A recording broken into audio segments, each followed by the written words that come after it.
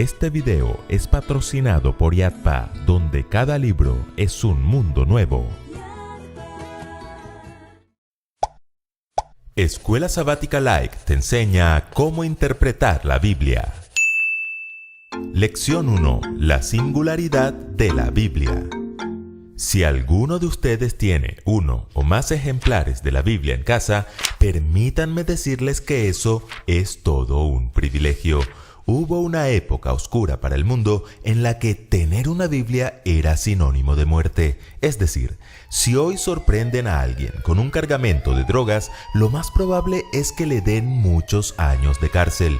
Pero si en esos días sorprendían a alguien con una Biblia, le podía ir mucho peor. ¿Qué les hacían? Muchos eran torturados y otros llevados a la guillotina o a la hoguera. ¿Y por qué? Porque la iglesia tradicional, la que dominaba el mundo en aquella época oscura de la historia, no quería que las personas conocieran la verdad acerca de la gracia de Cristo. Un día, un valiente hombre de Dios llamado Juan Wycliffe decidió traducir la Biblia al idioma del pueblo. Tardó muchos años en conseguirlo y cuando lo logró, muchos pudieron leer la Biblia por primera vez. Casi todos los que la leían renunciaban a la autoridad de un corrupto papado y se sujetaban a la autoridad de la palabra de Dios. Gracias a él, una gran reforma estaba a punto de iniciar. Para el papado, lo que había hecho Juan Wycliffe era imperdonable, así que le acusaron de hereje y planeaban llevarlo a la hoguera. ¿Y lo lograron? No. Antes de que le pudieran echar mano, estando él predicando en su iglesia, cayó herido de parálisis y murió al poco tiempo. La muerte libró a Juan Wycliffe de la mano de sus enemigos, pero no lo pudo librar del odio que estos conservaron en sus corazones. En ellos quedó un enorme sinsabor. Querían darle muerte con sus propias manos. Así que 40 años después, el papado no resistió más su odio hacia él. El cuerpo de Wycliffe fue exhumado y llevado a la hoguera. ¿En serio? Sí, sus huesos fueron quemados públicamente y sus cenizas arrojadas al arroyo más cercano. Ese arroyo llevó las cenizas a los ríos a los mares y los mares al océano. Y así como sus cenizas se esparcieron por todo el mundo, su obra también, pues no hay un idioma oficial en el planeta al que la Biblia no haya sido traducida. ¿Lo notan? Ese libro que a veces dura tanto tiempo cerrado en nuestras casas es un libro muy singular. Ningún otro libro ha sido tan amado y tan odiado. Muchos, como Wycliffe, han sufrido la muerte por su causa. Otros se han convertido en asesinos creyendo así honrarla. ¿No creen que vale la pena saber por qué la Biblia es un libro tan especial? ¡Sí! Por eso la pregunta de esta semana es, ¿qué hace de la Biblia un libro tan singular?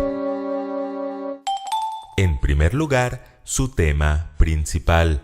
Cada libro que existe tiene un tema principal. Este puede ser político, religioso, bibliográfico o muchos más, pero si bien cada uno de ellos nos aporta algo importante, el único libro que ofrece vida eterna para cada ser humano es la Biblia. Si bien podrán encontrar matemáticas, geografía, poesía y un gran número de historias, su tema principal es una persona, Cristo Jesús. Él es el centro y el objetivo de toda la Escritura. Él mismo les dijo a los fariseos: Ustedes escudriñan las Escrituras porque piensan tener en ellas la vida eterna, y son ellas las que dan testimonio de mí. ¿Lo notan? Todas las Escrituras testifican de Jesús. Un día, dos hombres salieron de Jerusalén a Emaús y como el camino era de unos 11 kilómetros, estuvieron hablando de todas las cosas que habían acontecido en Jerusalén. ¿Y qué aconteció? Jesús había muerto y mientras caminaban, un tercer hombre se les acercó y les preguntó de qué tema hablaban. Uno de ellos le dijo: ¿Eres tú el único forastero en Jerusalén que no ha sabido las cosas que en ella han acontecido en estos días? Y ellos le contaron todo lo que había sucedido, pero luego de escucharlos les dijo: Oh, insensatos y tardos de corazón para creer todo lo que los profetas han dicho. ¿No era necesario que el Cristo padeciera estas cosas y que entrara en su gloria? Ese tercer hombre era Jesús, había resucitado y les comenzó a explicar a través de todas las escrituras, es decir, desde Moisés y todos los profetas, lo que de él decían. Por eso es necesario que cada uno de nosotros escudriñemos las escrituras, porque ellas nos hablan de aquel que dijo: Yo soy el camino, la verdad y la vida. Y si tenemos a Cristo, tendremos la vida eterna. En segundo lugar, su origen. Cada libro que existe tiene su autor o autores, y la Biblia también los tiene. ¿Cómo así? ¿Tiene más de un autor? Sí y no. Ahora sí me confundí. Les explico. Sí, porque la Biblia fue escrita por más de 40 personas, los cuales se convierten en sus autores por escribirla, pero no porque esos hombres fueron dirigidos por el autor principal, Dios. Toda la escritura es inspirada por Dios. Los santos hombres de Dios hablaron siendo inspirados por el Espíritu Santo. Por tanto, el origen de la Biblia es divino y no meramente humano. La Biblia fue escrita por gente de diferentes orígenes y en diversas circunstancias. Algunos escribieron desde palacios, otros desde cárceles, otros en el exilio. Estas personas tenían diferentes formaciones y ocupaciones. Algunos, como Moisés, estaban destinados a ser reyes, o como Daniel, a ocupar altos cargos. Otros eran médicos o sencillos pastores.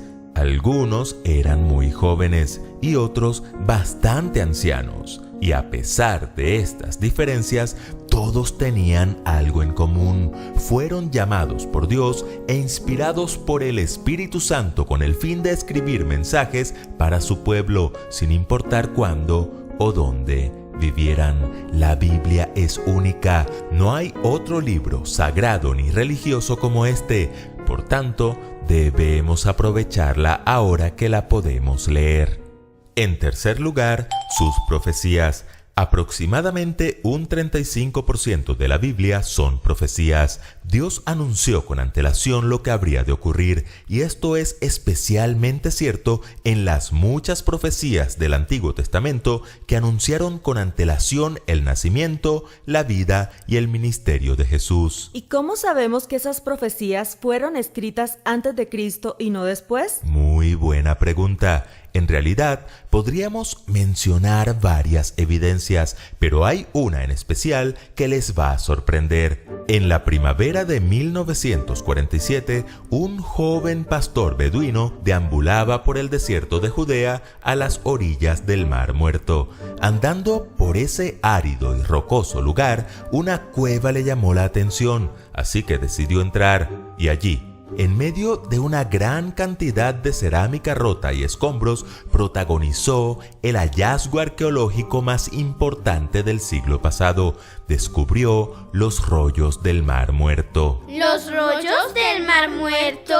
Sí, más de 800 rollos con fragmentos de todos los libros del Antiguo Testamento, excepto del libro de Esther. El rollo de Isaías, que es el libro que contiene las más dramáticas profecías acerca de Jesús en el Antiguo Testamento, estaba casi intacto. Cuando les hicieron las pruebas de fechado, carbono 14, paleográfico y de escribas, descubrieron que esas profecías fueron escritas unos 100 años antes de que Jesús naciera. ¡Wow! ¡Qué descubrimiento! Así es. Ahora tenemos evidencia de que las profecías de Jesús contenidas en el Antiguo Testamento son las mismas profecías mesiánicas que existían antes de que Jesús caminara sobre esta tierra. Y así como se cumplió su nacimiento, su muerte y su resurrección, podemos estar seguros de que también se cumplirá el último evento profetizado acerca de él, su segunda venida. En cuarto lugar, su historia. La línea histórica del Antiguo Testamento se centra en la historia de un pueblo que espera al Mesías prometido, y el Nuevo Testamento se centra en el cumplimiento de esta promesa en Cristo Jesús, especialmente en la realidad histórica de su resurrección, que fue sepultado y que resucitó al tercer día, conforme a las Escrituras. Se mencionan detalles concretos de su sepultura, el dueño del sepulcro, la guardia ante la tumba y el sello romano puesto a la piedra. Se habla de los que lo vieron y lo tocaron, las mujeres y los discípulos. Se dice que comió con ellos, que paseó y charló con ellos. La Biblia deja patente que la resurrección de Jesús fue una realidad histórica, y también nos dice que fue primicia de una resurrección futura, la nuestra. Por todo esto, podemos tener la seguridad de que nuestra resurrección también será una realidad histórica. Y en quinto lugar, su poder transformador. Cuando el rey Josías descubrió el libro de la ley, quedó profundamente impactado, involucró a otros en un cambio de vida y transformó a toda la nación. Este es uno de los rasgos más característicos de la singularidad de la Biblia, su poder transformador.